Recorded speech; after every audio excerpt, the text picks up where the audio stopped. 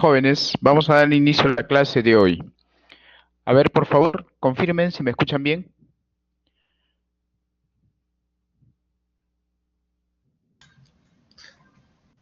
Gracias, Mayra. Gracias. Bien, el día de hoy vamos a ver eh, los asentamientos por consolidación, ¿no? En la clase pasada, el día lunes, vimos el asentamiento inmediato, ¿ok?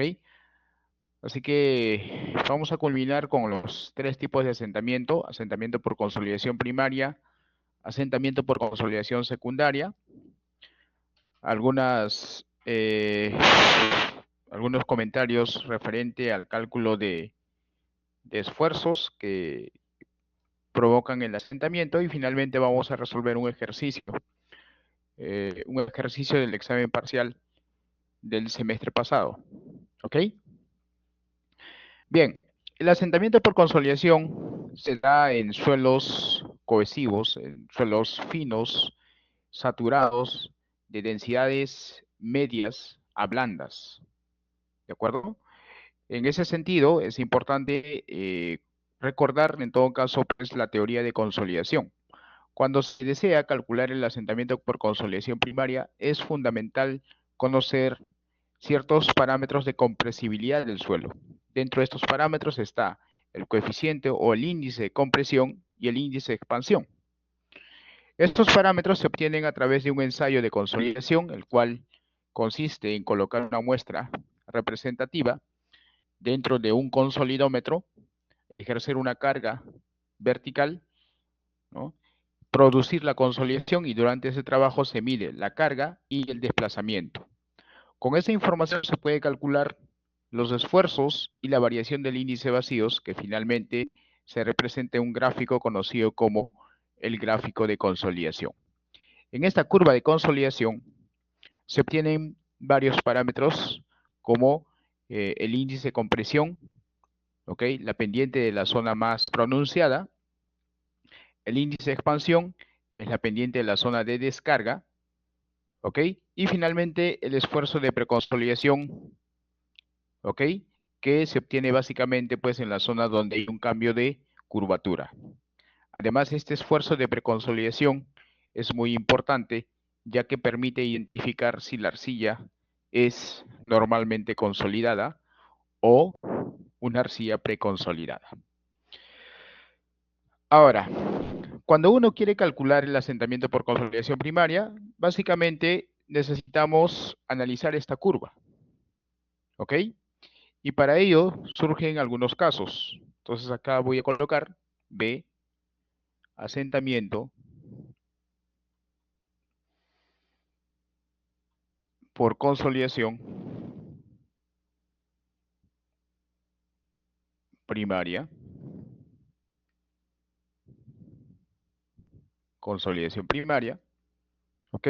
Por ejemplo, si yo tengo una cimentación que se apoya en un suelo compresible, en un suelo blando, una arcilla, qué sé yo, ¿ok? Y lógicamente que esta cimentación va a transmitir cierta carga.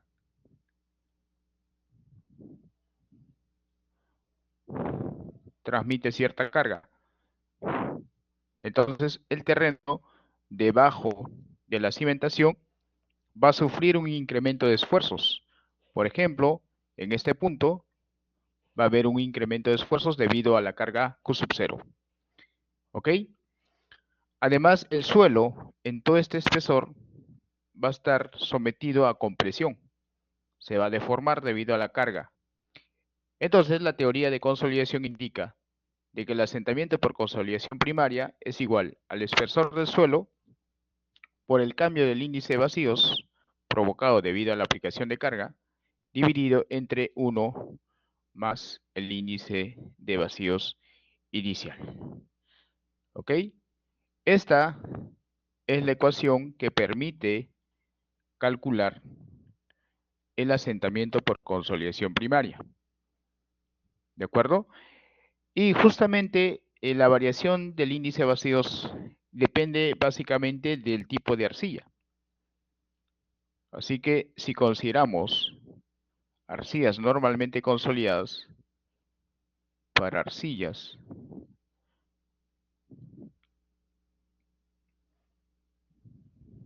normalmente consolidadas, esto quiere decir que el OCR es igual a 1 y en consecuencia, recuerden que el OCR es igual al esfuerzo de preconsolidación entre el esfuerzo efectivo actual, y si esto es igual a 1, observamos de que el esfuerzo actual es igual al esfuerzo de preconsolidación. Pero ¿qué sucede cuando yo aplico una carga al suelo? Pues el esfuerzo actual sufre un incremento, y ese incremento sería el esfuerzo actual más el incremento de carga, produciendo un cambio en el índice de vacíos. Así que ese cambio en el índice de vacíos lo analizamos en la curva de consolidación. Para ello, voy a trazar un eje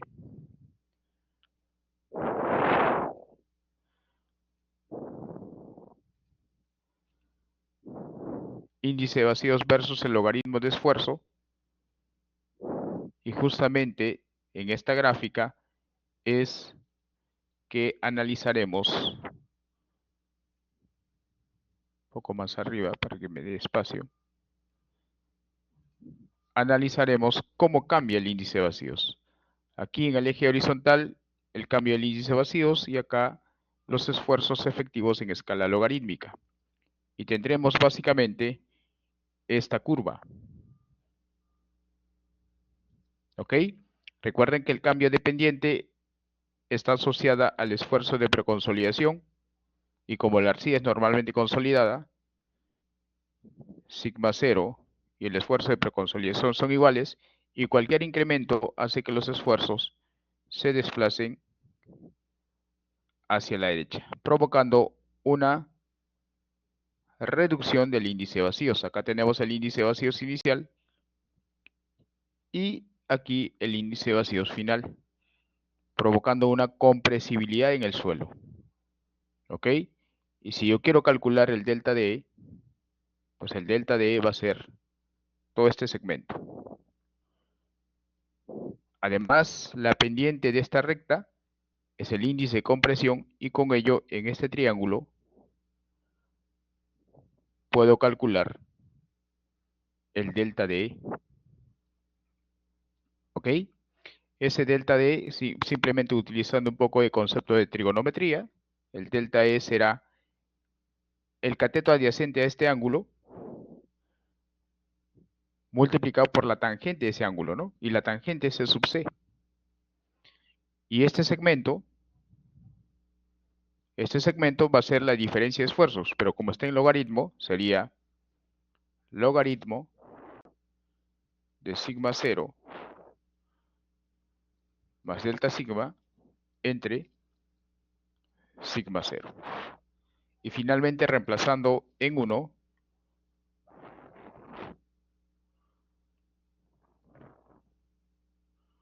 tenemos que el asentamiento por consolidación primaria, para este caso, sería igual H 1 más C sub 0 multiplicado por C sub C logaritmo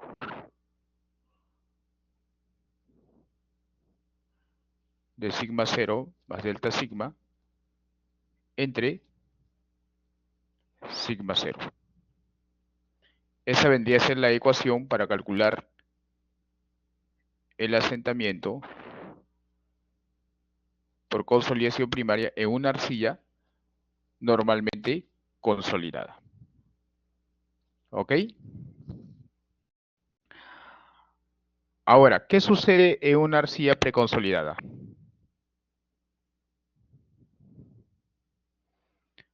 Para arcillas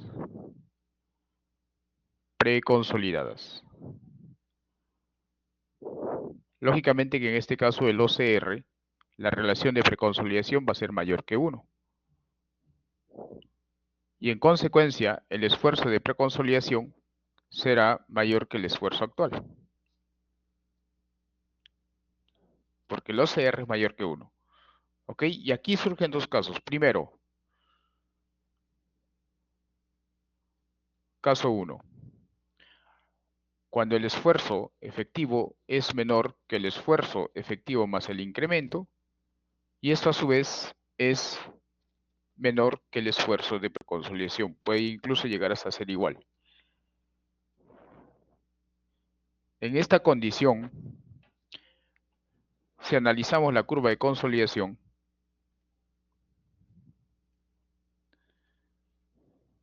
esto simplemente lo voy a desplazar.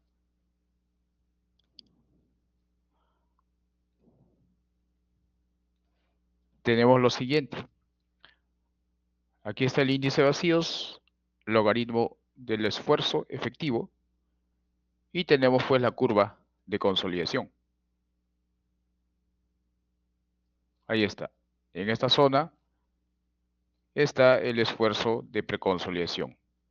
El esfuerzo inicial está por acá y el esfuerzo más el incremento llegó hasta acá, pero no sobrepasó al esfuerzo de preconsolidación. Esa es la condición. Entonces el índice de vacíos varía desde acá hasta acá.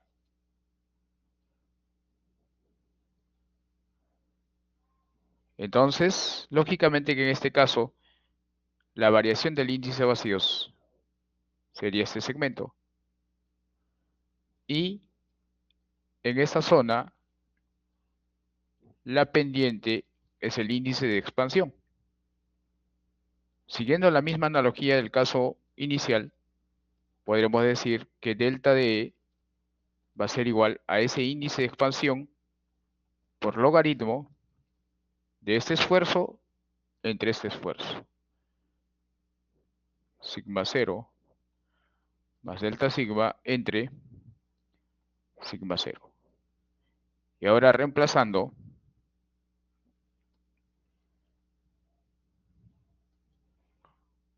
en la ecuación 1 tenemos que el asentamiento por consolidación primaria para este caso sería H1 más E sub 0 por delta D, que vendría a ser C sub S por logaritmo de sigma 0 más el incremento sobre sigma 0.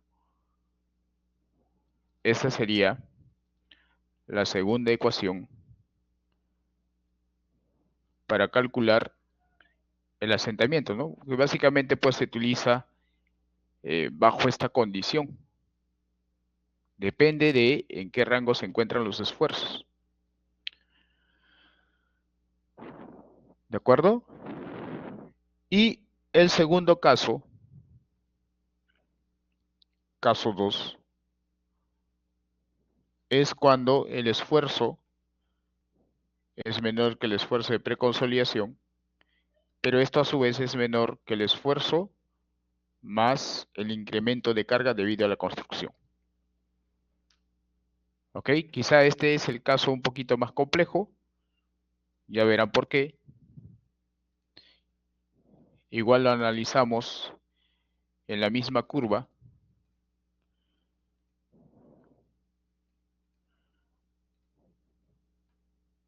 La curva de consolidación, el logaritmo de esfuerzo.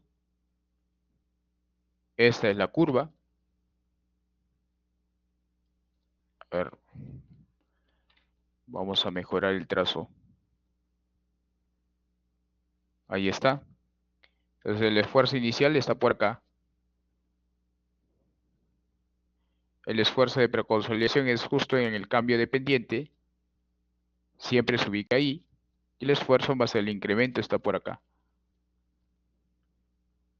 Entonces noten que el índice de vacíos varía desde acá hasta acá, desarrollándose en las dos zonas. En la zona superior, cuya pendiente es C sub S, y en la zona inferior, cuya pendiente es C sub C. Entonces acá lo que hacemos es dividimos en dos tramos. Primero analizamos en esta zona para calcular delta de E1 y luego analizamos en esta segunda zona para calcular delta de E2, donde la suma será delta de E. ¿Ok?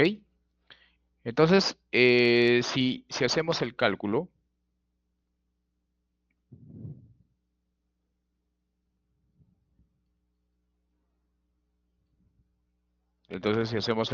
tendremos delta de E1 está asociada a esta pendiente, C sub S, por logaritmo de sigma P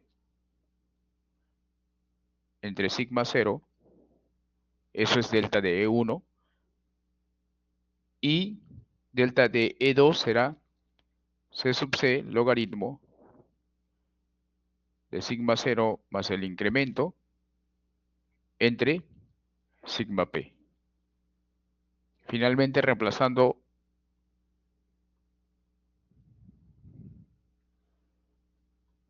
en la ecuación 1, tenemos que el asentamiento por consolidación primaria sería H sobre 1 más E sub 0 multiplicado por delta E, que vendría a ser todo eso, ¿no? C sub S logaritmo de sigma P entre sigma 0 más C sub C logaritmo de sigma 0 más delta sigma entre sigma P. Eso vendría a ser la tercera ecuación que se utiliza bajo esa condición de esfuerzos, en esta condición. ¿Ok? Si se dan cuenta, jóvenes, esto ya ustedes habían visto en mecánica de suelos.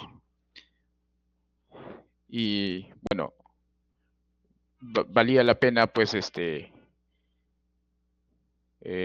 transcribirlo nuevamente para que recuerden.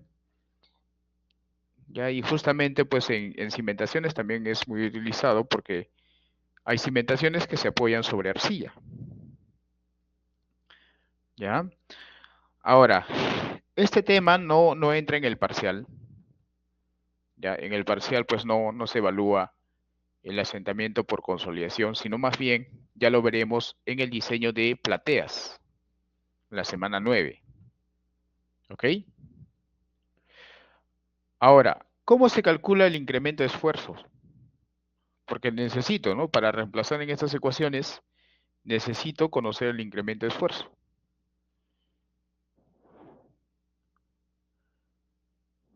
Incremento de esfuerzos. Delta sigma, ¿no? ¿Cómo se calcula? Bueno, hay varios métodos. En este caso voy a nombrar dos métodos. El método de la pendiente 2,1 o 1,2, da igual. Creo que en la diapositiva está así. ¿En qué consiste este método? Es muy sencillo en realidad. ¿Ya? Consiste en lo siguiente. Por ejemplo, si yo tengo una zapata, esta zapata transmite cierta carga en cierta superficie, ¿ok? Y a determinada profundidad, la profundidad donde yo deseo calcular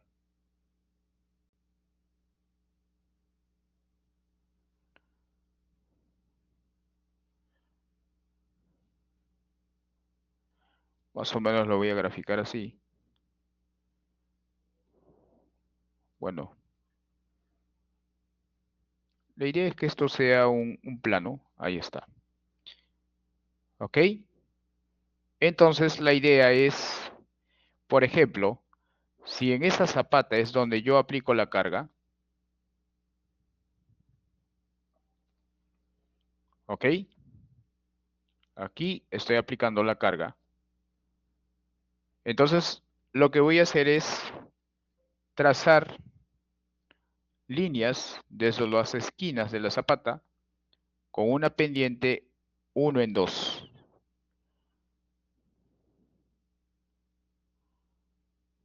Bueno, esa es la idea, ¿no? Bueno, debería ser exactamente desde la esquina. Bueno, acá no me permite, lo voy a colocar lo más cerca posible. Ahí está. ¿Ya? Trazamos líneas de esa manera con una pendiente 1 en 2.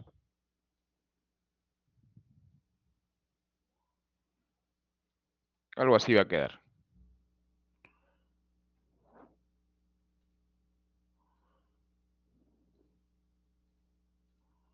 Algo así va a quedar, ¿no? Como un prisma. ¿Ok? En este caso, si las dimensiones de la zapata son B y L, y yo estoy analizando el incremento de esfuerzos a una profundidad Z,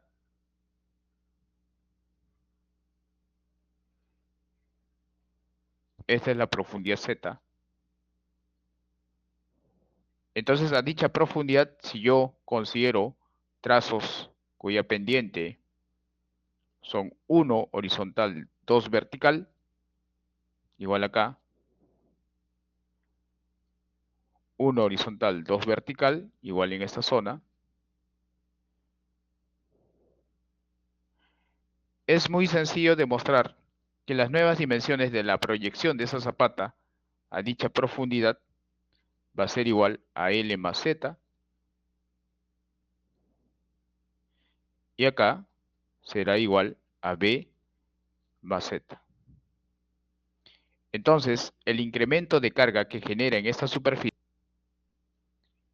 este incremento de carga en la profundidad Z, se puede calcular de la siguiente manera. Como la carga vertical dividido entre el área de esa región, que se calcula como B más Z por L más Z. Noten que a mayor profundidad, el área proyectada será mayor y el incremento de esfuerzos cada vez va disminuyendo, ¿no? Y cuando Z es 0, si usted en esta ecuación reemplaza que Z es igual a 0, pues estás calculando el incremento de esfuerzos justo en el plano de contacto de la cimentación. ¿De acuerdo? Entonces, esa es la metodología conocida como el método de la pendiente 1-2. Es un método bastante sencillo, lógicamente, que también vamos a aplicarlo más adelante. El segundo método es el método que ya ustedes conocen de Boussinesq, ¿de acuerdo? El método de Boussy.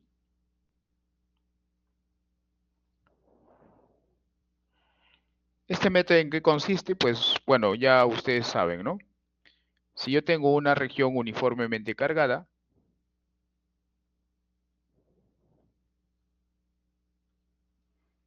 digamos esta es la superficie uniformemente cargada, con una carga Q sub 0, digamos, ahí está, carga uniforme. Entonces, el incremento de esfuerzos justo debajo de una de las esquinas, por ejemplo acá, en este punto A, ubicado a una profundidad Z, el incremento de esfuerzos va a ser igual a la carga multiplicado por el factor de influencia de esa profundidad. ¿Ok? Ese es el método, ¿no? donde I sub z es un factor de influencia que se determina mediante el ábaco de Fadum, ¿no?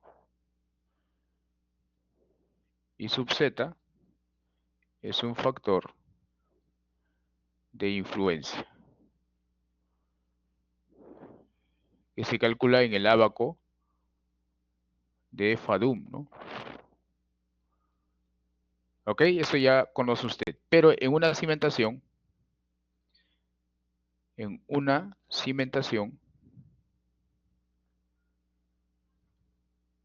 el asentamiento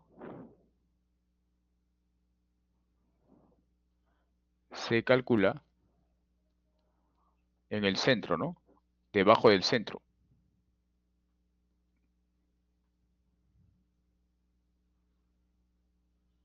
Entonces, en ese caso, es necesario dividir en 4 regiones iguales. ¿De acuerdo? ¿Qué hacemos? Pues dividimos en 4 regiones y cada región tendrá la misma área, por lo tanto, el mismo factor de influencia.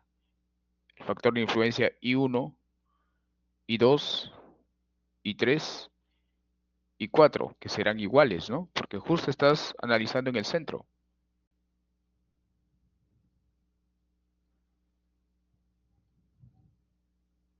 que simplemente le llamo I sub 1. Por lo tanto, reemplazando acá, tendremos que el incremento de esfuerzos va a ser igual a Q sub 0, como estos 4 son iguales, multiplicado por 4 veces I sub 1, donde lógicamente acá va a ser B medios, aquí L medios, porque estamos dividiendo todo a la mitad. Entonces, I sub 1 es una función de M y N, y donde M es, esta dimensión lo llamo mejor y esta de acá le llamo X. Entonces, M va a ser Y entre Z y N va a ser X entre Z, ¿no? Con eso se ingresa al abaco de Fadum y pues se calcula eh, los factores de influencia. Entonces, de esa manera es como se determina el incremento de esfuerzos. ¿De acuerdo? Pero recuerden que solo ustedes calculaban el incremento de esfuerzos en el punto medio, ¿no? En el punto medio del estrato que se consolida. Sin embargo, ese no es, digamos, un cálculo adecuado. ¿Ya? ¿Qué sucede en una cimentación realmente? Si yo tengo una cimentación apoyada en un terreno compresible, lo que sucede es que los esfuerzos o el incremento de esfuerzos varía parabólicamente. No presenta una variación lineal, sino parabólica. Entonces, en este punto, que le llamo A, en el punto B, que es el punto medio, y en el punto C, se pueden calcular los esfuerzos. ¿Ok? Lógicamente que esta cimentación transmite una carga Q sub 0. Entonces acá vemos, esta vendría a ser la curva de distribución de esfuerzos verticales. Curva de distribución de incremento de esfuerzos. Y no es lineal, sino es parabólico. Es una parábola. Ahora, si fuera lineal, sería suficiente con calcular el esfuerzo en el punto medio. Pero como es parabólico, se utiliza otro criterio. ¿Ok? Entonces, Lo que normalmente debe realizar es calcular en esta profundidad el esfuerzo o el incremento de esfuerzo en el punto A. A esta profundidad el incremento de esfuerzos y a esta profundidad otro incremento de esfuerzos. ¿Ok? Entonces, para el cálculo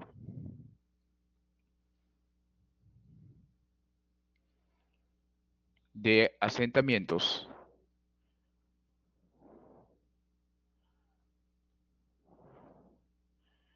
se utiliza el incremento de esfuerzo promedio.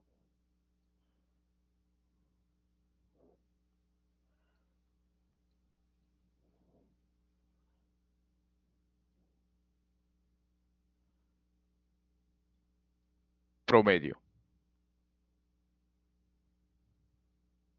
al cual lo llamamos delta sigma m.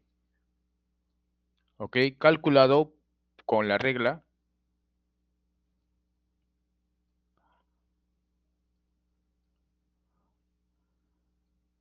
de Simpson.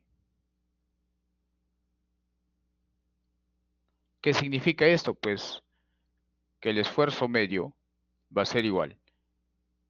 El esfuerzo en el punto A, en el punto superior, más 4 veces el incremento de esfuerzos en el punto medio, más el esfuerzo en el punto más bajo, todo esto dividido entre 6. ¿Ok? Y como cada incremento de esfuerzo siempre va a estar debajo del centro de la cimentación, así que va a haber un factor 4 Q sub 0 que se va a repetir. Así que si factorizo ello, me quedaría el factor de influencia en la profundidad A más 4 veces el factor de influencia en la profundidad B más el factor de influencia en la profundidad C. Todo esto dividido entre 6. Esa es la manera de cómo se calcula este incremento de esfuerzos que finalmente se utiliza en las ecuaciones de cálculo de asentamiento por consolidación. ¿Ok? Esa es la forma correcta. Y esto vamos a ver más adelante en plateas de cimentación. Allí vamos a ver, pues, incluso vamos a hacer una comparación, ¿no? ¿Qué sucede si yo calculo solamente con el incremento de esfuerzos en el punto medio? Y si calculo tomando en cuenta esta sugerencia, usando la regla de Simpson. Entonces, lógicamente que va a haber una diferencia en el resultado. ¿Ok? Ese es el asentamiento por consolidación primaria. Finalmente, el asentamiento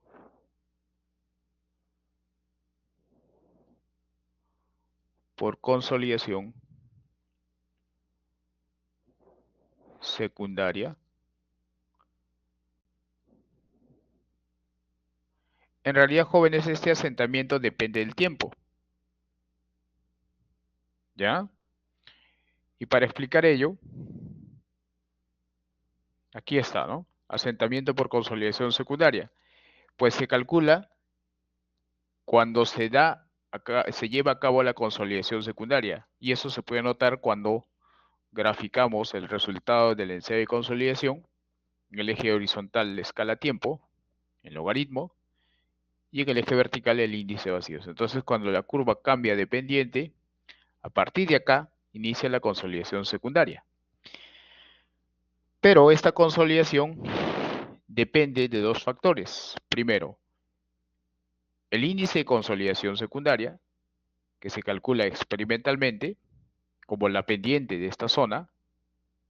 Y segundo, depende de los tiempos. ¿Ok? Y además, comparando este tipo de asentamiento con el asentamiento de consolidación primaria, pues es muy despreciable. Así que por acá vamos a colocar el asentamiento de consolidación secundaria es C sub alfa por H entre 1 más E sub 0 para que sea igual E sub P por logaritmo Y aquí tenemos dos tiempos, ¿no? Tiempo 2, tiempo 1, donde C sub alfa es el coeficiente de consolidación secundaria. Se obtiene de forma experimental en el ensayo de consolidación, ¿ok? Y E sub 0 es el índice de vacíos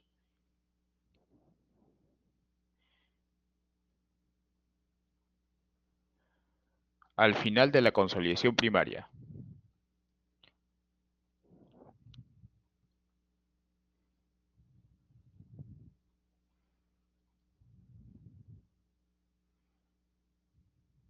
Eso es. Ahora, en muchos casos se considera de que este tipo de asentamiento es muy pequeño en comparación al asentamiento por consolidación primaria. Tal es así que ya no se toma en cuenta, ¿no? Solamente pues en casos extremos, ¿no? En casos donde realmente este asentamiento podría afectar la cimentación. Pero en muchos casos pues ese asentamiento o este tipo de asentamiento es despreciable. ¿Ya?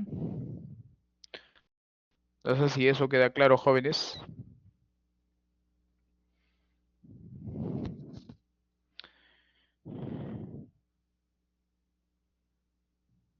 Si se me escucha, ¿no?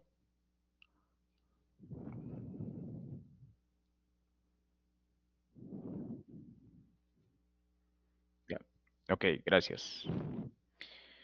Bien, entonces ahí vimos los asentamientos por consolidación primaria y consolidación secundaria. Ya más adelante vamos a ver la aplicación a través del diseño de losas de cimentación. Finalmente, ya para culminar la parte conceptual, también hay métodos desarrollados para calcular la capacidad de carga mediante los ensayos SPT. Y acá nombramos al método de Meyerhoff, que posteriormente fue generalizada por Bowles. ¿Ok? ¿Qué dice? Meyerhoff propuso ecuaciones para calcular la capacidad de carga permitiendo un asentamiento de 25 milímetros. O sea, estas ecuaciones propuestas por Meyerhoff ya consideran de que el asentamiento va a ser 25 milímetros. Es el límite de asentamiento. ¿Ok? Bowles considera la acumulación y observaciones de campo y las opiniones de otros autores, ajustó esta ecuación, finalmente pues queda de esta manera, ¿no? Entonces la capacidad de carga, ya asumiendo un asentamiento de 25 milímetros, si el ancho de la cimentación es menor o igual a 1.20, se calcula de esta manera, N entre F1 por una constante K sub D, el resultado estará en kilopascales, donde N es el golpes, F1 depende del número de golpes. Si utilizas el número de golpes al 55% de la energía, usas este factor. Si usas el número de golpes al 60% de la energía, usas este factor. Y si utilizas el número de golpes al 70% de la energía del ensayo SPT, utilizas este factor. ¿Qué pasa si B es mayor a 1.2? Pues usas esta segunda ecuación, que está en función al número de golpes, al factor F2, al ancho de la zapata y a una constante K sub D. Esa constante K sub D se calcula de esta manera, en función a la profundidad de cimentación y el ancho de la zapata. Tomen en cuenta nuevamente, jóvenes, que estas ecuaciones se utilizan ya asumiendo un asentamiento de 25 milímetros. ¿Ok? Pero ¿qué sucede si yo quiero calcular la capacidad de carga para un asentamiento diferente a 25 milímetros? Pues en este caso estas ecuaciones sufren algún ajuste. Dice capacidad de carga menor a 25 milímetros. Entonces, si se dan cuenta, es la misma ecuación, solo se incorporó la relación de asentamientos. El asentamiento esperado entre 25 milímetros, tanto en la primera ecuación como en la segunda ecuación. Ese es el ligero cambio, ¿no?, que se realiza pues para determinar el asentamiento menor a 25 milímetros. Es como, digamos, una regla de tres simples, ¿no? ¿Ok? Ahora, estas ecuaciones lo vamos a aplicar más adelante. También en el diseño de plateas de cimentación. Y por último, también está el método experimental para el cálculo de asentamiento. Viene a ser las pruebas de carga de campo. Método estándar, esta prueba está normalizada. Es el método más confiable para obtener la capacidad de carga, ya que vas a realizar una prueba en campo. Para ello, realizas una excavación. Lo ideal es que la excavación sea justamente hasta el fondo de la zapata. Antes de colocar y construir la zapata, realizas la prueba. Colocas una placa metálica, una gata hidráulica y una viga de contracarga. Normalmente esta viga está anclada por ambos extremos al terreno. Entonces colocas sensores de desplazamiento y una celda de carga. Aplicas presión y esa presión es la carga suministrada al terreno. Esa presión lo que va a provocar es deformación y en consecuencia asentamiento de toda esta zona. Por lo tanto, durante el ensayo, lo que vas a controlar es el asentamiento versus la carga. Y vas a tener una curva de este tipo. Incluso puedes inducir al colapso, a la falla.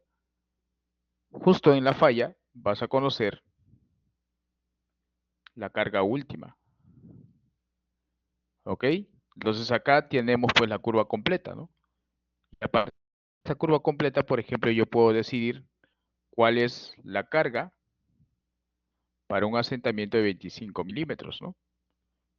Voy a la curva y conozco esa carga, ¿no? Esa vendría a ser la carga de servicio o la carga máxima de servicio. En todo caso vendría a ser la carga admisible, ¿no? ¿Ok? Siempre controlando pues el asentamiento. ¿Ya? Repito, este método es el más confiable porque proporciona la capacidad de carga en campo, ¿no? Lógicamente que cualquier método experimental realizado en campo va a ser mucho más preciso y confiable que cualquier ecuación teórica. ¿Ok? Eso es. Entonces, jóvenes, en resumen, ya hemos visto diversos métodos para calcular el asentamiento. En el examen parcial se va a evaluar hasta asentamiento inmediato nada más. Asentamiento por consolidación no viene, sino más bien eso lo vamos a aplicar en la semana 9, cuando se calcula losas de cimentación. ¿Ya? Sí, Farkin, adelante. Solo es asentamiento por tiempo, ¿cierto? Asentamiento inmediato. Ah, inmediato, lo siento, sí. Sí, sí. Hasta la clase de lunes, pues, ¿no? ¿Ya? O sea, profesor, consolidación primaria no va a venir. Consolidación primaria no. Gracias, profesor. Ni consolidación secundaria, ¿no? Solo asentamiento inmediato. ¿Ya? Bien. Ahora, para aplicar estos conceptos, bueno, no la clase de hoy, sino la clase que ya veníamos viendo anteriormente, voy a resolver esta pregunta. Esta pregunta vino en el examen parcial del semestre pasado. ¿Ok? Dice, se construirá un edificio con pórticos de 6 metros de distancia entre apoyos, ¿ok? Cuyas cargas serán transmitidas al terreno a través de zapatas rígidas rectangulares típicas, Zapata Z01 y Zapata Z02. Durante las exploraciones geotécnicas se verificó el siguiente perfil. Desde 0 hasta 1.5 metros, arena suelta. Desde 1.5 a 8.5 metros, grava densa. Y a partir de 8.5, la roca. ¿Ok? Ese es el perfil geotécnico. ¿Qué más? Dice, el nivel freático se encuentra a 1.1 metro de profundidad. La zapata Z01 tiene un ancho de 2.4 y una longitud de 3 metros y está cimentada a una profundidad de 1.5. Transmite una carga vertical de 120 toneladas, una carga horizontal de 40 toneladas y un momento flector paralelo al largo de la cimentación ML, 30 toneladas por metro. Se pide lo siguiente. Utilizando la formulación de Basic, determine la capacidad de carga admisible de la zapata. Zapata 1, ¿no? Y verifique si cumple o no por resistencia. B. Calcular el asentamiento inmediato en el centro de la zapata y verifique la distorsión angular sabiendo que el asentamiento estimado en la zapata Z02 es de 2 centímetros y el criterio de comparación es tal que no se permiten grietas en la edificación. O sea, me piden que la distorsión angular sea 1 en 500, ¿no? Comenten los resultados. Finalmente se dice si la cimentación del edificio se apoyara sobre un suelo arcilloso saturado, explique qué criterios utilizaría para calcular el asentamiento de la cimentación, qué ensayos de laboratorio sería necesario, dice, ¿no? Bueno, la última parte ya es conceptual, ¿no? Recuerden, si una cimentación se apoya en arcilla, el asentamiento importante ahí es el asentamiento por consolidación, ¿no? Bueno, entonces empezamos. Solución.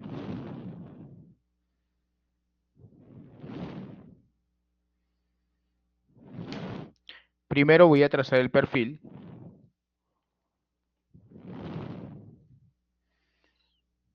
Vamos a construir el esquema. Digamos, esto va a ser la zapata. Muy grande, creo. Y ahí suficiente. Esa es la zapata. Voy a combinarlo. Ya está. Vamos a cambiarle de relleno. Ahí está. Relleno gris. Tengo la zapata. La superficie de terreno está por acá.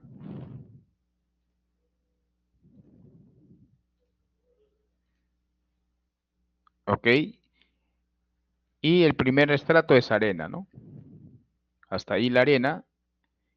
Y luego la roca. Hasta ahí.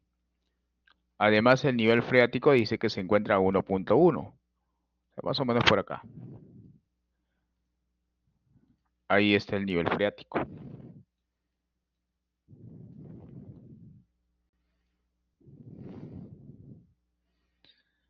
Nivel freático. Ya está. ¿Ok? Y con ello ahora voy a colocar las propiedades del suelo. Acá tengo una arena suelta, dice. Arena suelta. ¿Ok? Luego tengo una grava densa, ¿no? Grava densa y por acá ya está la roca.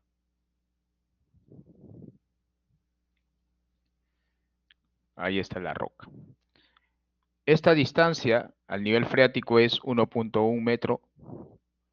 De acá, acá queda 0.4 metros porque la profundidad de cimentación dice que es 1.5 metros. Y esta distancia es de 1.5 a 8.5, me queda 7, ¿no? 7 metros. ¿Ok? En la arena suelta, sobre el nivel freático, la densidad es 1.55. Recuerden que 1 gramo centímetro cúbico es equivalente a 1 tonelada metro cúbico. Mejor utilizo estas unidades. Entonces de una vez coloco acá la densidad es 1.55 toneladas metros cúbicos y cuando está saturada es 1.7. 1.7 de la grava es 1.95. 1.95. ¿Qué más? Los parámetros de resistencia. La grava presenta ángulo de fricción 38 y cohesión 0. Fricción 38 y la cohesión 0. Módulo elástico. Este módulo elástico está en kilogramos. Si lo paso a toneladas, lo multiplico por 10. 6.000 toneladas metro cuadrado y el coeficiente Poisson 0.35.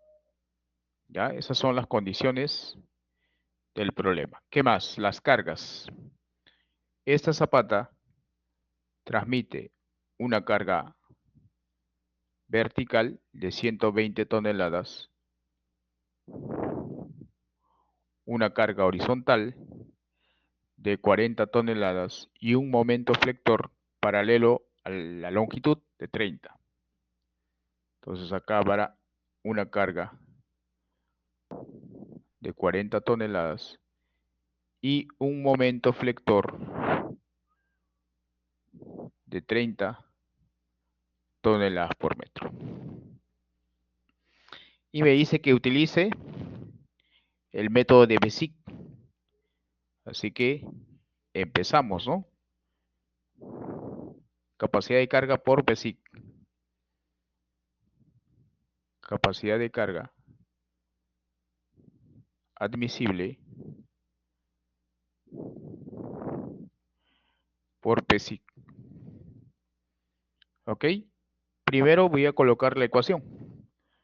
La carga última es igual a C por N sub C, S sub C, D sub C y sub C más Q, N sub Q, S sub Q, D sub Q y sub Q más un medio B gamma N sub gamma, S sub gamma, D sub gamma y sub gamma. Esto va a ser la ecuación 1. Pero como la cohesión del suelo es 0, todo esto se va a cancelar. Todo el primer término, ¿no? Además, como hay excentricidad, siempre que hay momento hay excentricidad, entonces eso va a cambiar a los parámetros de forma, según el método de Bézic. Y además, como hay efecto del nivel freático, eso va a cambiar a Q y a gamma, ¿no?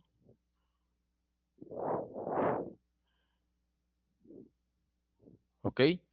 Y B también va a ser afectada por la excentricidad. B'. ¿Ok? Entonces, allí voy identificando para rápidamente analizarlo. ¿Ok? Entonces, a ver, ¿alguien pregunta?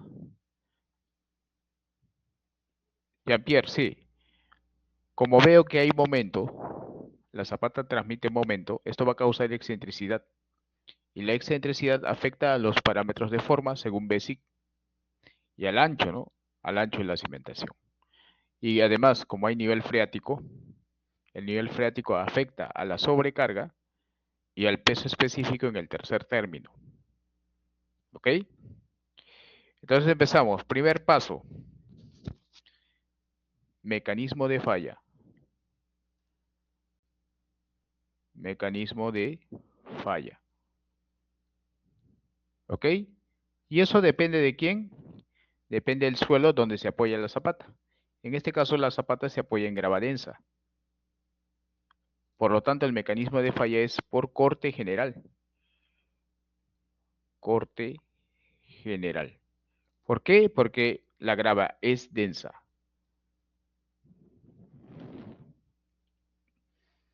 ¿Qué hubiera pasado si el suelo donde se apoya la zapata presenta una densidad media? En ese caso, el mecanismo de falla sería por corte local. ¿Ok? Bueno, ¿esto qué implica?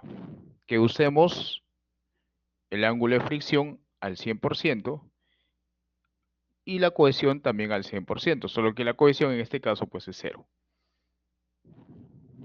¿Ya? Ahora, con ello ya puedo obtener, por ejemplo, los parámetros de resistencia, ¿no? Mejor dicho, los factores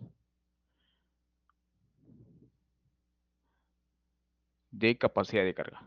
Pero antes de ello, recomiendo siempre evaluar una vez culminada con el mecanismo de falla y si hay momentos, debo evaluar el efecto de la excentricidad. De la excentricidad. Debido al momento, ¿no? Entonces calculamos la excentricidad.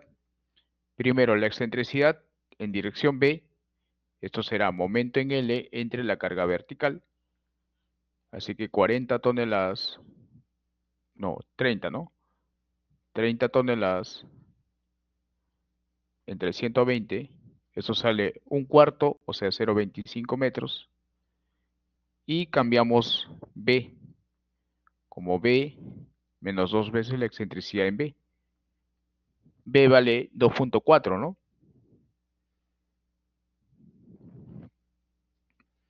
2,4 metros según el enunciado. Acá voy a colocar.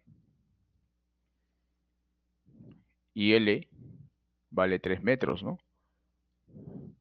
Entonces, 2,4 menos 2 veces 0,25 sería 1,9. Lo mismo en la otra dirección.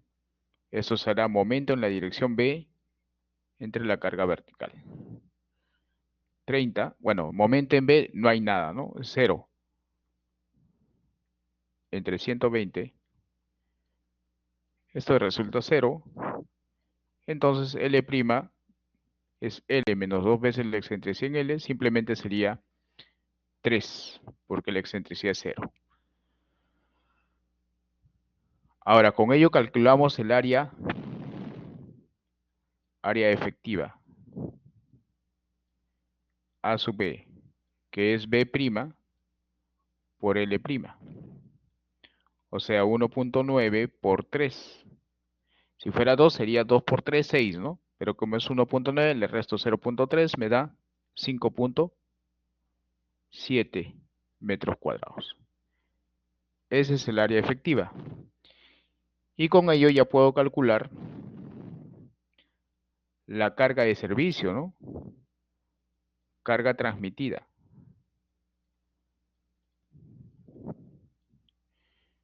¿Ok? Que también es igual a la carga de servicio, ¿no?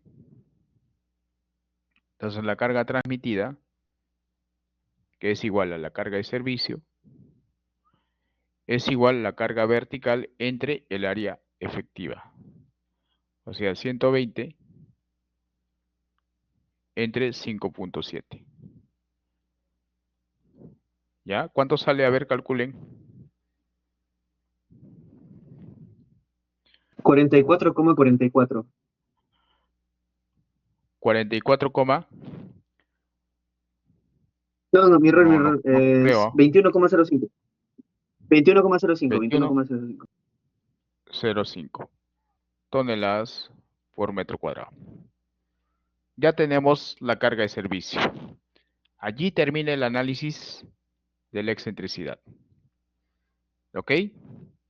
Ahora sí calculamos los factores de capacidad de carga.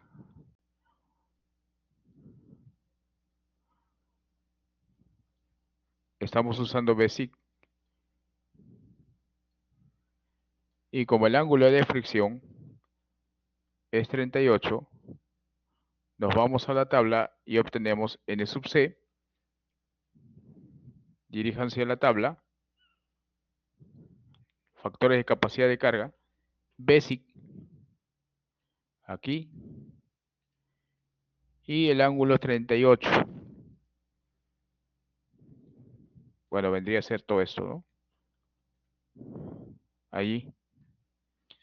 61.35.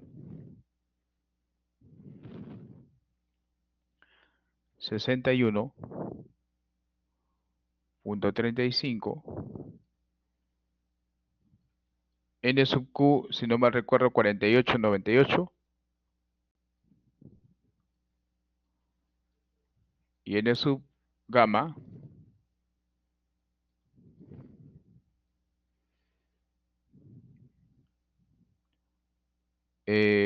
sería 78.02, ¿no? Creo que acá era 93.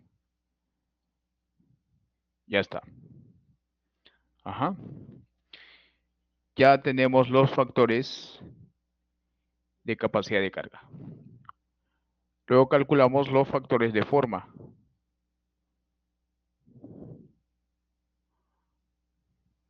Factores de forma. Y como hay excentricidad, en este caso, siempre para los factores de forma se utiliza B', que vale 1.9, y L', ¿no? Bueno, en este caso L' no cambia, pero eso dice el método, ¿no? ¿Ya? Así que calculamos. Ya no voy a calcular S sub C porque se va a multiplicar por la cohesión que es 0. Así que nos vamos al formulario. Ubicamos Basic. Está acá. S sub Q es 1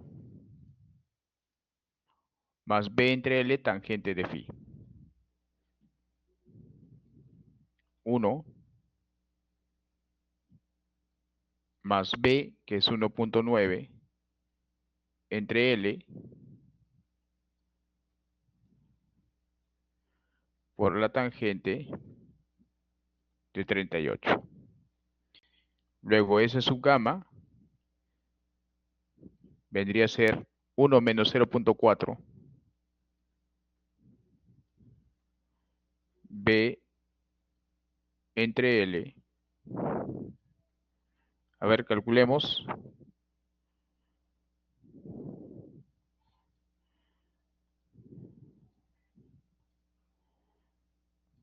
El primero, ¿cuánto sale? 1,49.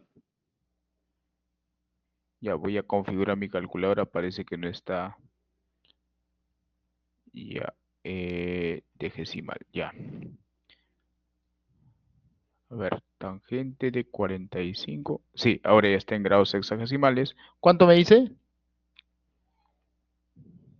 1.49 me dijo, ¿no?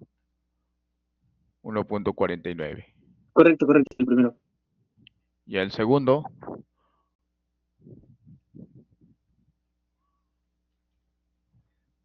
0.75, ¿no? Sí, 0,75. Muy bien. Ya está. Entonces vamos a ir subrayando para fácilmente identificarlo. La carga de servicio está acá. Factor de forma. Faltan los factores de profundidad.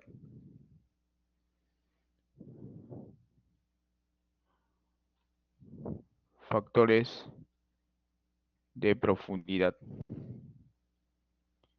En este caso, la excentricidad no afecta, así que se utiliza B, las dimensiones iniciales, y L, 3 metros, ¿no? Y para ello necesito primero D sub F entre K, entre B, o sea, 1.5 metros entre 2.4. Saber si es menor o no que 1, ¿no?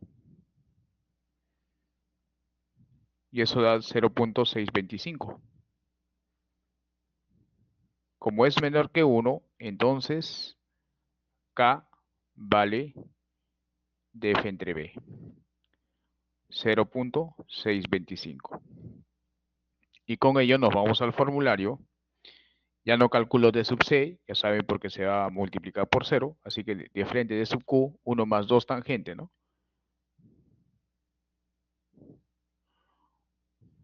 1 más 2K por la tangente de 38, 1 menos el seno, 38 al cuadrado.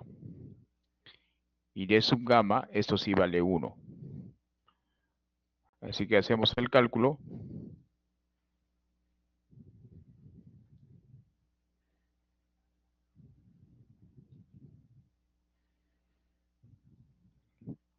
Tangente 38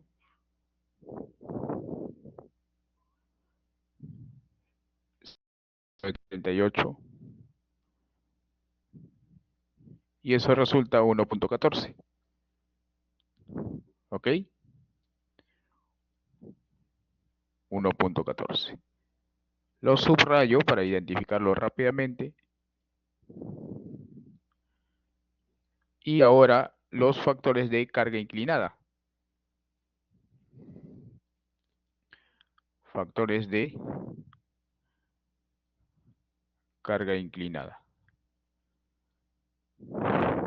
¿Ok? Y si nos vamos al método, ¿qué dice con respecto a los factores de carga inclinada? Dice, primero hay que definir el valor de M. M es la potencia, ¿no? La potencia en estas ecuaciones para I sub Q y sub gamma. I sub C no necesito calcularlo, pero sí I sub Q y sub gamma. Para ello necesito la potencia, M, ¿ok? Y M va a ser igual a M sub B cuando la carga horizontal es paralelo al ancho. Entonces acá colocaremos como la carga horizontal es paralelo al ancho, esa condición estoy asumiendo que sean paralelas, ¿ok? Entonces, M va a ser igual a M sub B, y esto es 1, creo que es 2 acá, a ver, si es 2, 2 más B entre L, sobre 1 más B entre L. Así que reemplazando, 2 más 2.4 entre 3, sobre 1 más 2.4 entre 3, tengo el valor de M.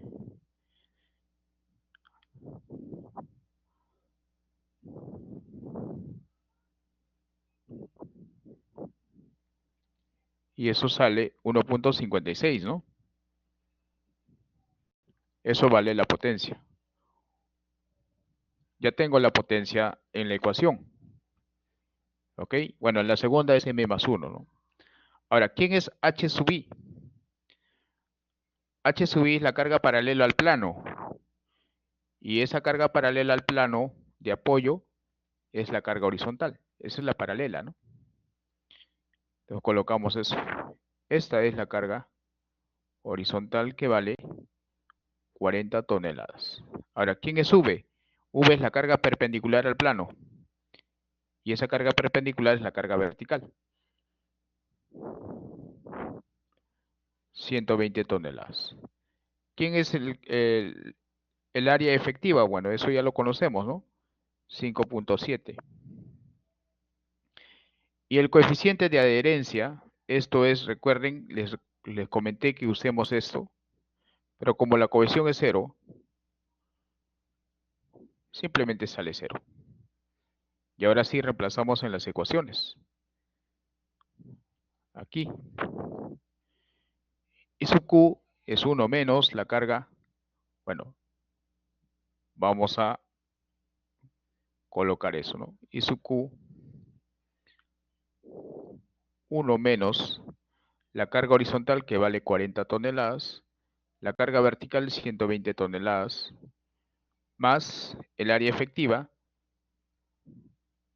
coeficiente de adherencia que es 0, por la cotangente de phi. Así lo voy a dejar porque yo sé que todo multiplicado por 0 se va a reducir a 0. Pero para que se guíen, pues lo expreso de esa manera. Elevado a 1.56. El segundo igual, ¿no? Va a ser la misma ecuación. Lo único diferente es la potencia. Área efectiva por coeficiente de adherencia que vale 0 por cotangente phi.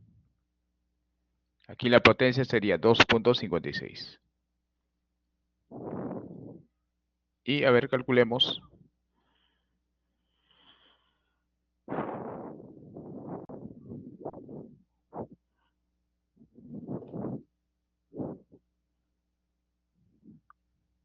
El primero sale 1.53, perdón, 0.53.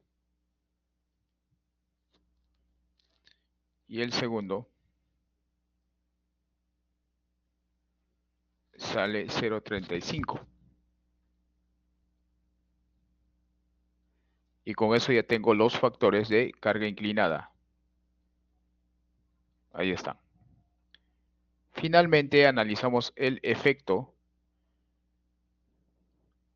del nivel freático.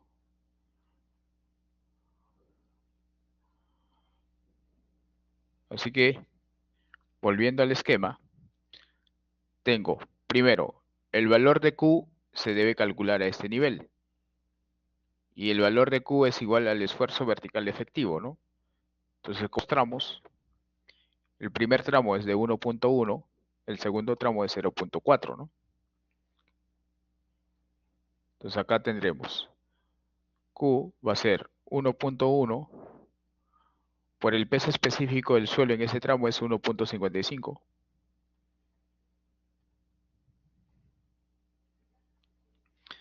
Más 0.4. Y en el segundo tramo el peso específico es saturado. Tenemos que restarle el agua. 1.7. Menos el peso específico del agua es 1 tonelada metro cúbico. Hacemos el cálculo necesario.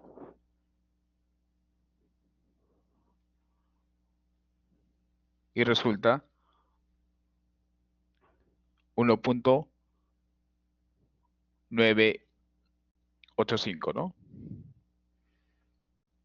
1.985 toneladas metros cuadrados. Y finalmente afecta a gamma. Esto es como la cimentación se apoya en la grava y la grava está debajo del nivel freático, está saturado, está sumergido, así que hay que restarle el peso específico del agua. 1.95 menos 1 resulta 0.95. Y ahora sí reemplazamos todo en la ecuación 1 y tenemos la carga última, ¿no?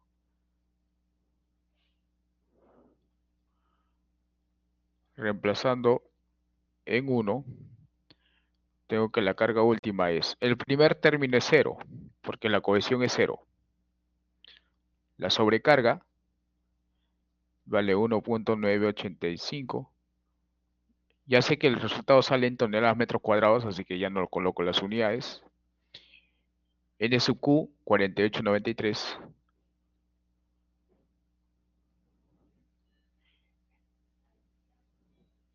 S sub Q, 1.49. D sub Q, 1.14.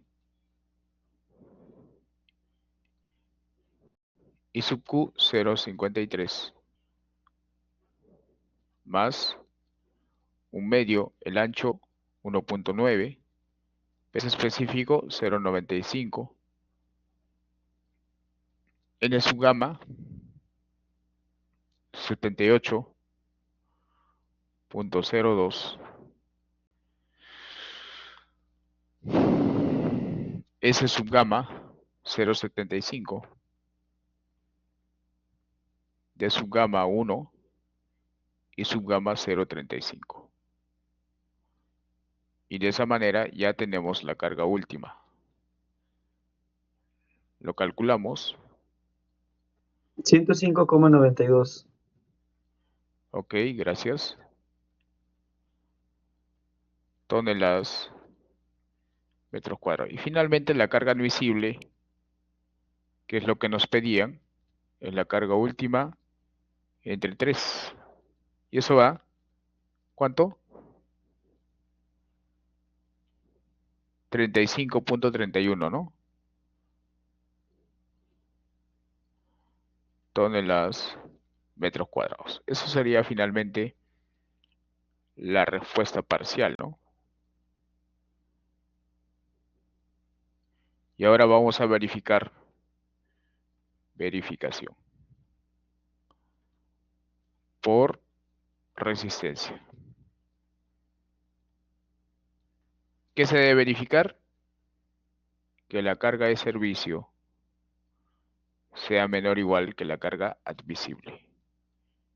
Esto vale 35.31 toneladas metros cuadrados y vamos a ver si es menor o no que la carga de servicio, que es 21.05. Sí cumple, ¿no?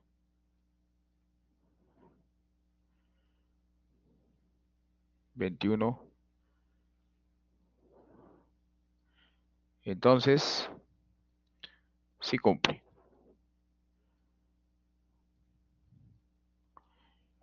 ¿Ya? De esa manera estamos calculando la carga admisible y verificando el cumplimiento por resistencia. ¿Está claro? ¿Se entiende? Claro, profe. Ok. Ojo que en ese ejercicio ya estamos aplicando todo el concepto, ¿no? Vemos la excentricidad, vemos nivel freático. Y ahora vamos a calcular el asentamiento. Porque el problema dice eso, ¿no? El ítem B, calcular el asentamiento inmediato de la zapata 1.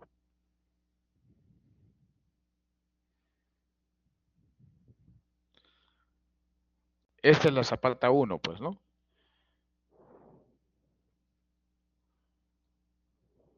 Estas son las dimensiones de la zapata 01. ¿Ok? Entonces, aquí voy a copiar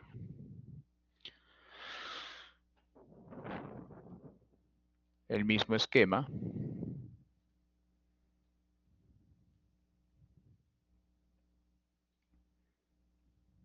Ahí está. B. Asentamiento inmediato.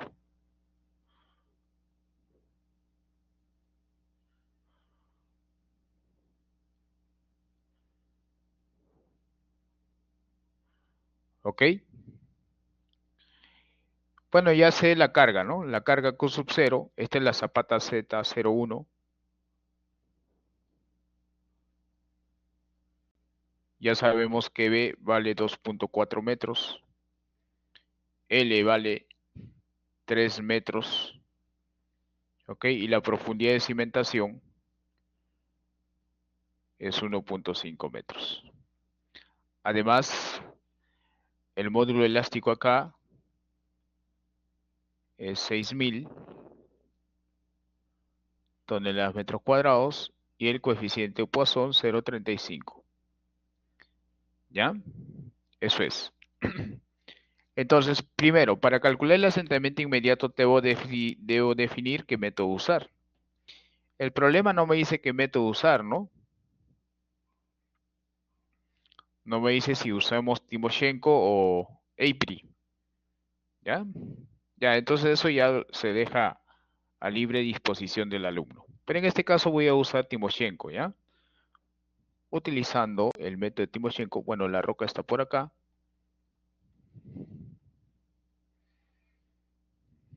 Y además esta longitud vale 7 metros. Utilizando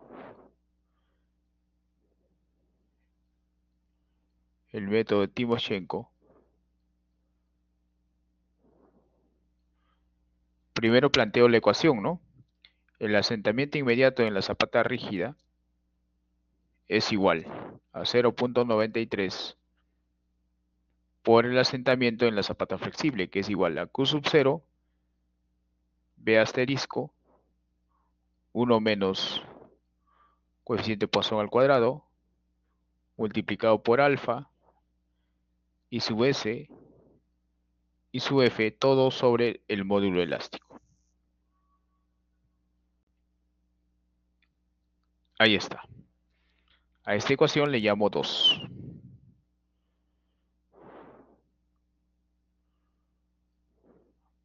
Ajá. Si gustan, si da tiempo, calculamos también por APRI para compararlo, ¿no? ¿Ok? Bien, aquí Q sub 0 es igual a la carga de servicio. Y eso vale 21.05 toneladas metros cuadrados. ¿Ok? Y además, el cálculo del asentamiento se realizará en el centro, ¿cierto? El cálculo del asentamiento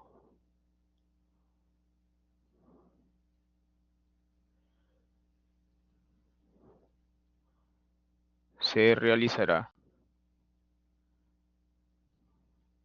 en el centro de la zapata, ¿no? Por lo tanto, B asterisco va a ser B medios, 2.4 entre 2, eso va 1.2. ¿Qué más? L asterisco va a ser L medios, 3 entre 2, 1.5. Y alfa vale 4, ¿no? Esas son las condiciones, ¿cierto? Si usted revisa el formulario, pues te indica eso. Aquí está. En esta partecita, ¿no? Alfa vale 4 si es que estás calculando el asentamiento debajo del centro. ¿Ya? B', yo lo estoy llamando B asterisco para no confundir con el B' de la excentricidad. B va a ser B medios y L medios cuando se calcule el asentamiento debajo del centro. Y si calculas en el borde o en la esquina, sería B asterisco igual a B, L asterisco igual a L, ¿no? ¿Y qué más? H es 5 veces B o la profundidad hasta la roca. Pero en este caso sí tengo la roca, ¿no? Por lo tanto, esto sería H. H, 7 metros. ¿Para qué sirve esto? Pues para calcular el factor de forma. Factor de forma. Y sub S. ¿Cómo calculamos el factor de forma? Bueno, esto es igual a I sub 1 más 1 menos 2 veces el coeficiente Poisson sobre 1 menos, el coeficiente Poisson. Todo multiplicado por I sub 2. Ahora, I sub 1 y sub 2 depende de M y N. Calculamos M, que es B asterisco entre L asterisco, y luego calculamos N, que es H entre B asterisco. 1.2 entre 1.5, 7 entre 1.2. ¿Cuánto sale respectivamente?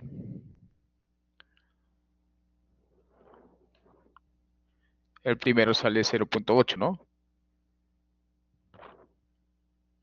No, acá está mal. Es L sobre B. Así que es al contrario.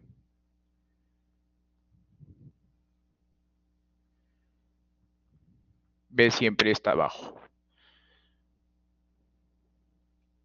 Ahí sale 1.25. Y el segundo, 5.83. Con eso nos vamos a la tabla. A la tabla de Steinbach Brenner y obtenemos I sub 1 y sub 2. Así que nos dirigimos a la tabla de factores de Steinbrenner y ubicamos M. M varía entre esos dos valores.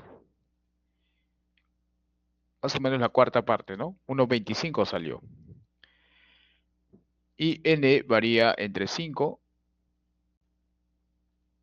y 6. Más para 6, ¿no? Entonces los valores varían entre este rango. Entre estos valores, para I sub 1, ¿ok? Y entre esos valores,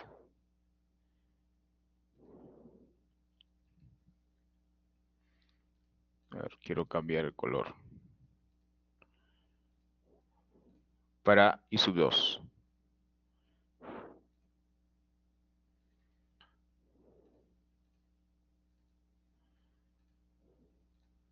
Ahí está. ¿Ok? Y tomamos pues un aproximado, ¿no? Ahora, si uno quiere interpola, ¿no? Pero no es el caso. A ver, I sub 1 más o menos varía entre 0,46 y 0,50. Más o menos un promedio sería 0,48, ¿no? Por ahí más o menos. El rango de variación es pequeño, ¿ah? Así que vale aproximar. Ya eso a criterio de cada alumno, ¿no? Y noten que las respuestas acá no van a ser iguales, pues, ¿no? Y sub 2 varía entre 0,036 y 0,031. Más o menos un promedio tomo pues 0,033. Y con eso calculo en esta ecuación. Y sub s será 0,48 más 1 menos 2, coeficiente Poisson vale 35,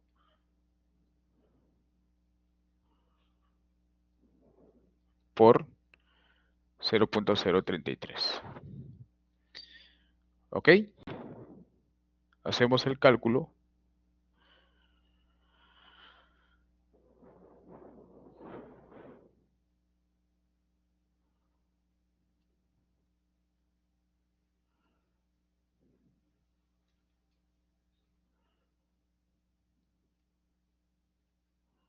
Y resulta 0,49.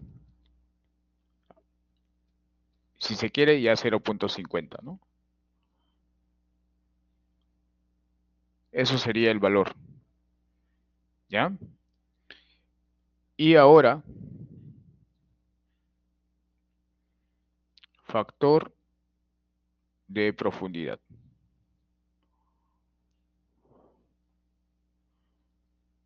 Y sub f.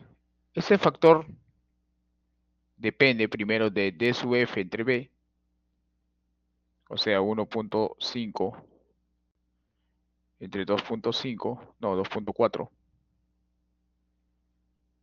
Depende de L entre B, 3 entre 2,4. Y depende del coeficiente Poisson. Acá si usamos el ábaco, bueno, acá sale 0,625 y 1,25. Con esos tres valores nos vamos al ábaco. En el formulario está el ábaco.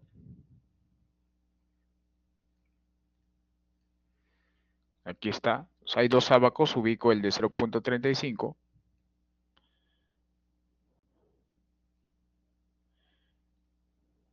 Es este de acá, el ábaco de Fox.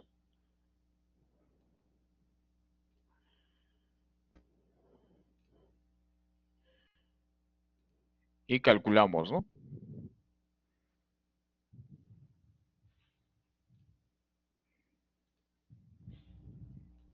Por acá.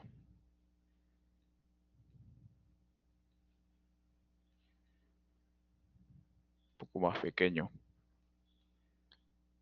Yo creo que ahí ya se ve.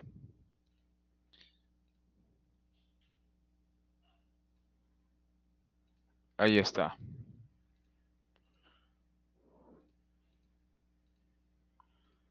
¿Ok? Ahí está. Entonces, ¿qué hacemos acá? Pues ubico primero DF entre B 0.6. Y eso está 2, 3, 4, 5, 6. A ver, 2, 3, 4, 5, 6. 0.25 más o menos por ahí debe estar. ¿De acuerdo? Ahí está. Un poquito más grueso para que se vea. Ujú.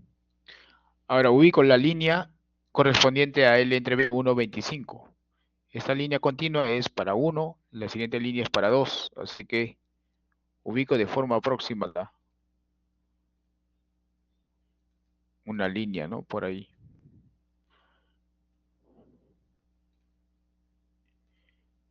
Y la intersección de esas dos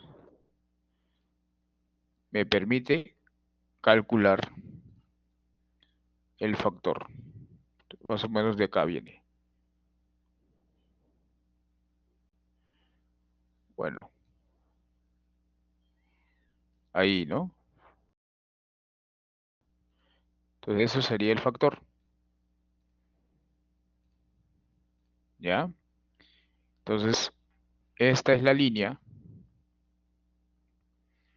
cuando L entre B es igual a 1.25. Aquí está 0.625.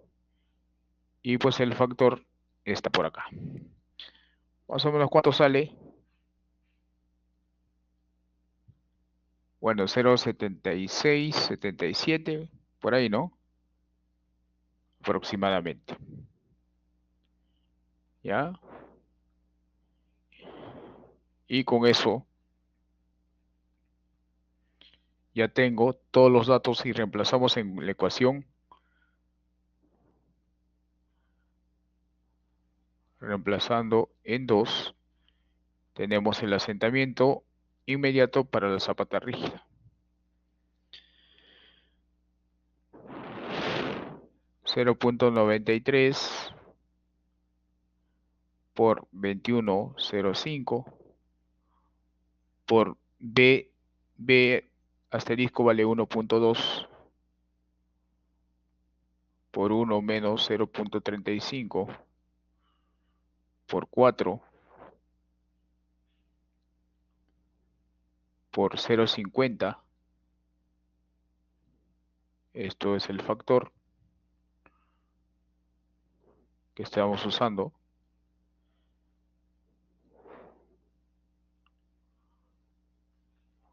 Por 0.76. Todo eso dividido entre 6.000. Bueno, esta carga está en toneladas metros cuadrados. Con la carga, con la unidad del módulo elástico se va a cancelar. Y ahí hacemos el cálculo.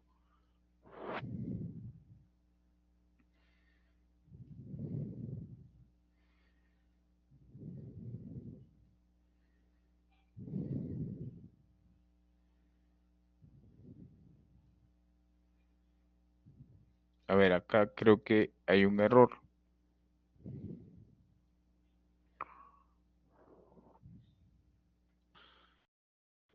Creo que escribí mal acá la ecuación.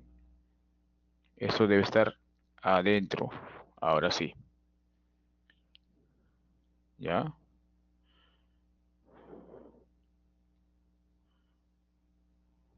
Por 4 por 0.5 por 0.76 entre 6.000. Bueno, sale, bueno, lo paso a milímetros multiplicando por 1.000, 5.6 milímetros.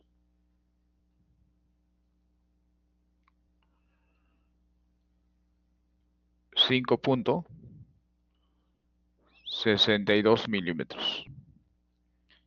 Y esto debe ser menor que 25 milímetros, ¿no? En principio acá cumple. ¿Ok? cumple. Ese es el método de Timoshenko. ¿Ok? No sé si está claro.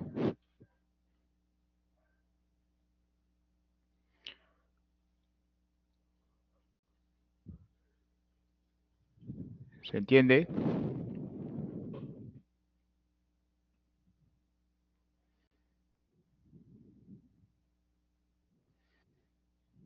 A ver, Mayra dice, no debería estar más arriba el entre B. A ver, vamos a ver.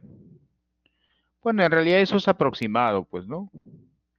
Ya depende del ojo de cada quien. El entre B sale 1.25.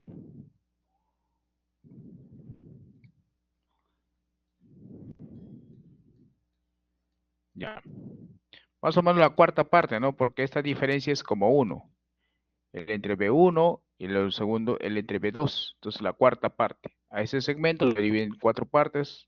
Quizá esté un poquito más arriba, más abajo, pero eso ya es aproximado. Ya depende de cada quien, ¿no? Del observador. Lógicamente, pues, la respuesta no es única, ¿no? Si la respuesta de los alumnos fuera exactamente igual, ahí es sospechoso, ¿no? Eso significa que han compartido respuestas, no sé. No puede ser igual, pues, ¿no? Porque hay valores que se asumen, ¿no? Hasta cierto punto. Por ejemplo, acá estoy asumiendo, a no ser que realicen la interpolación, ¿no? Acá también sale en un rango. Claro, tampoco puede salir, pues, por ejemplo, 0.7, ¿no? Tampoco puede salir 0.8, ¿no? El rango de variación es mínima. ¿De acuerdo? Profesor, por favor, ¿podría repetir la parte de factor de forma, eso de los valores de I1 y 2, por favor, cómo lo halló? I1 y 2 se calcula con M y N. Ajá, sí, pero en la tabla no encuentro y creo que lo aproximó. ¿Podría Sí, repetir, por favor, esa parte? sí, ahí hay que usar criterio. ¿Ya? Entonces, los valores de M es 1.2 y 1.3. En nuestro caso salió 1.25. No hay exactamente para ese valor, ¿no? Ahora, si gustan, pueden interpolar. Y los valores de M está entre 5 y 6. ¿No? En nuestro caso salió 5.6, ¿no? Entonces elijo los valores de I1, los rangos de variación, varían entre estos dos rangos y estos de acá. Y para I sub 2, entre esos dos rangos y estos de acá. Entonces más o menos estimo, pues, un promedio, porque el rango de variación es mínima, ¿no? Y ahí, pues, cada quien estimará el valor correspondiente. O sea, profesor, A para no el ser, examen no es necesario interpolar, ¿verdad? Solamente estimo un número y lo pongo ahí, estimando exacto, el número. Ah, ya. Gracias, profe. sí, porque no puedes interpolar, porque no sabes cuál es la regresión, ¿no? Se Ujú. podría interpolar si la regresión fuera lineal, pero ¿qué pasa si la regresión es polinomial, si la regresión es logarítmica? Entonces ahí la interpolación no te va a dar el valor exacto, así que mejor estimo, ¿no? A no ser que, a no ser que calcular en una hoja de cálculo, ¿no? Bueno, no sé, yo tengo acá mi hoja de cálculo, es que lo busco y a buen tiempo no lo encuentro. Factores. Aquí está, pero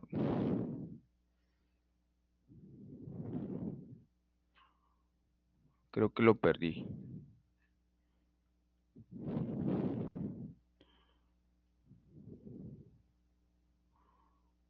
Bueno, ya luego lo busco porque estuve buscándolo buen rato y no lo encuentro. De influencia, solo lo encuentro en PDF. Yo lo tenía en el Excel. No sé si está acá. No, acá no está. Ah, ya sé cómo lo guardé. Abaco de Fadum. Ah, acá está. Aquí debe estar. Bueno, acá tengo el abaco de Fadum y sí, ahí está. Los factores. Aquí está la columna de M la fila de M y la columna de N, ¿no? Para, ahí está. Bueno, este es el abaco de Fathom. Ah, creo que este no es el completo. Bueno, acá sí se puede calcular porque tengo el Excel, ¿no? Ahora, si ustedes quieren calcular con mayor precisión, pues tienen acá el formulario, ¿no? Calculan I sub 1 con esta ecuación y sub 2 con esta ecuación, ¿no? Pero no tendría sentido. A ver, voy a probar, ¿ya?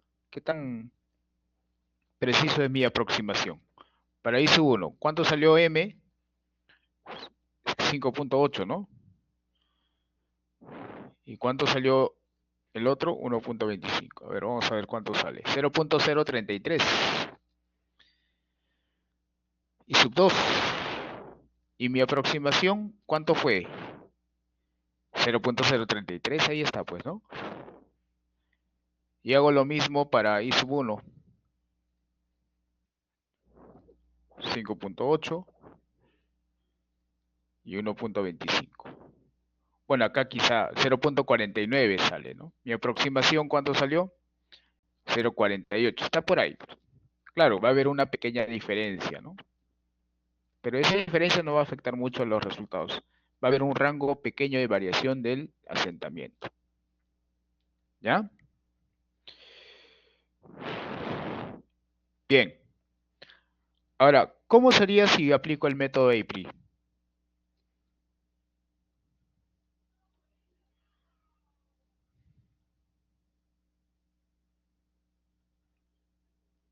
Si aplico este método es mucho más sencillo. Pero recuerden que el método APRI es un método aproximado. El asentamiento es Q sub 0, B asterisco, 1 menos el coeficiente Poisson al cuadrado. Hasta ahí todo es igualito. Lo único diferente es que este método solo considera un factor de influencia. Y para calcular I sub F necesito L entre B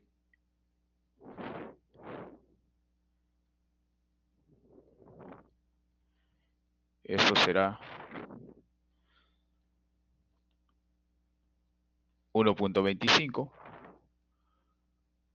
y con eso nos vamos a la tabla. Y tengo la zapata rígida, ¿no? Cimiento rígido. Recuerden que acá ya no es necesario multiplicar por 0.93 porque en la tabla ya está incluido este tipo de zapata. Así que con estos dos factores nos vamos a la tabla. Eso está en el formulario. Aquí está. Y para 1.25 acá sí tengo que interpolar. Bueno, más o menos. 1.25 está a la mitad, así que el resultado debe estar a la mitad, ¿no? O sea, un promedio, ¿no? La mitad es el promedio. O sea, 0.82 más 1.06 entre 2. Sale 0.94. ¿Ya? Y elijo esta columna porque la zapata es rígida, pues, ¿no? En función de la relación L entre P. Puede ser 1, 1.2. Bueno, en mi caso salió 1.25 justo en la mitad de estos dos valores. Por eso estoy usando el punto medio. Acá sí puedes interpolar, ¿no? Porque es mucho más sencillo interpolar acá. Me sale que I sub S, no, I sub S es 0.94.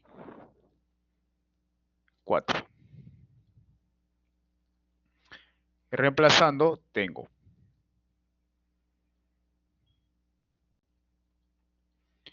21.05 por 1.2, 1 menos 0.35 al cuadrado por 0.94 entre 6.000. Y ahí está. ¿Ok? Eso sería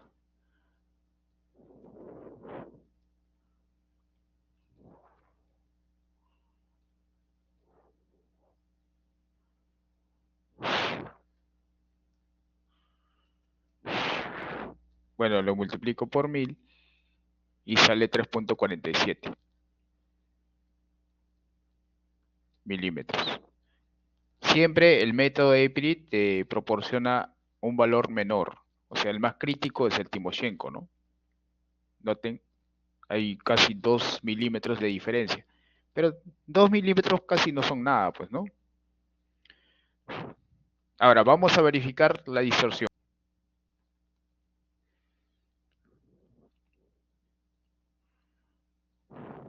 Y con eso ya terminamos hoy. ¿Cómo verificamos la distorsión? ¿Qué dice el ejercicio? Dice que el pórtico está conectado por dos zapatas. Y ese pórtico tiene una longitud de 6 metros. Así que aquí hay un pórtico. Digamos que eso sea el pórtico. Ya, vamos a cortarlo.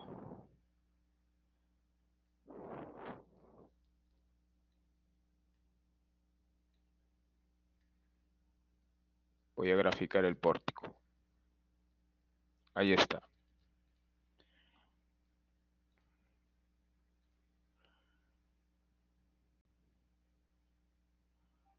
Ya. Ya tengo el pórtico. ¿Ok? Y esto se apoya en zapatas. En dos zapatas. La zapata 1 y la zapata 2. Más o menos por ahí. Ok, voy a unirlo. Ya está. Y le voy a cambiar de color. Ahí está, ¿no? El elemento estructural es este. Ok. Y ahí está el terreno. Listo. Ese es el pórtico. Esta es la zapata Z01, en el cual yo calculé ya el asentamiento, y esta es la zapata 02. Dice que esta zapata se va a sentar 2 centímetros, o sea, 20 milímetros. Y esta zapata ya hemos calculado, ¿no?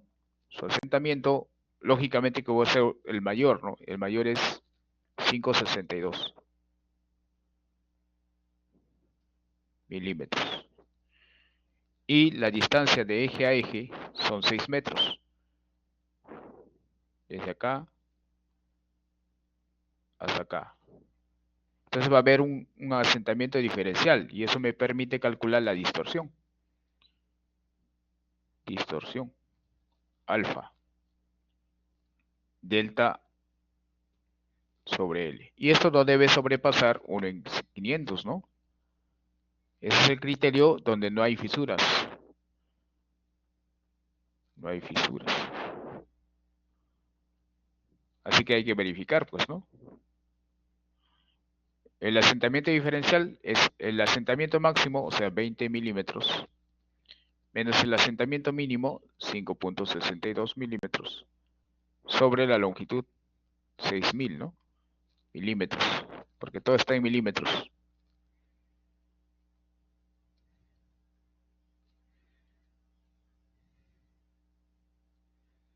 Y esto debe ser menor o igual que 1 en 500. Así que calculamos. Milímetros se va.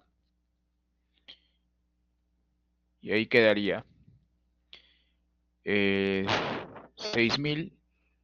Estoy calculando la inversa porque eso es un criterio. Ya es como lo calculas tú. Sale 1 en 417, ¿no?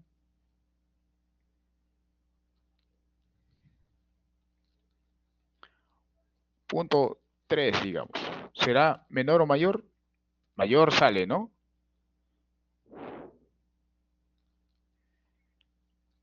Mayor sale, pues. Entonces no cumple. Profe, no puedo verlo así. Ya, calcúlalo, pues. 1 entre... ¿Cuánto te sale acá?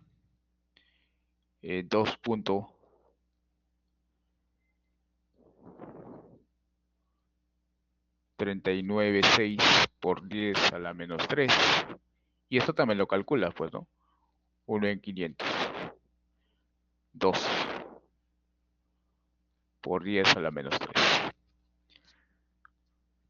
¿Quién es mayor? Esto pues. Ahora sí lo ves, ¿no? Entonces no cumple. Y si no cumple, ¿qué se recomienda ahí? Sí, adelante.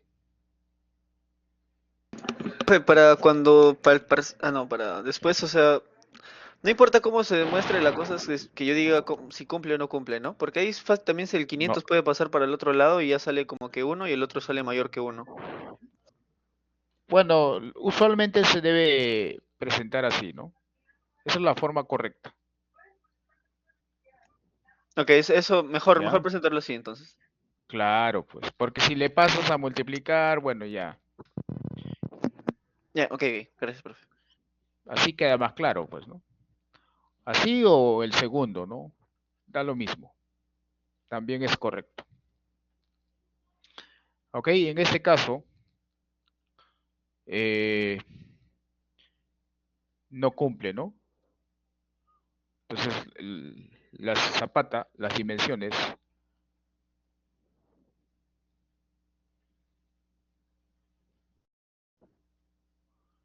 no son adecuadas. Se recomienda incrementar, ¿no? Porque si yo incremento, el efecto de asentamiento disminuye, ¿no? Incrementar las dimensiones de las cimentaciones. A lo mejor quizá la zapata 2, ¿no?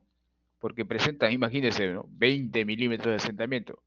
Acá sí está bien, 5 milímetros, pero esto es bastante, ¿no? Si yo reduzco esto, pues la distorsión va a disminuir también. Eso es. ¿De acuerdo?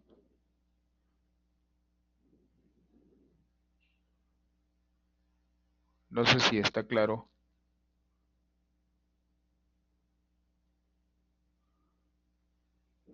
¿Se entiende, jóvenes?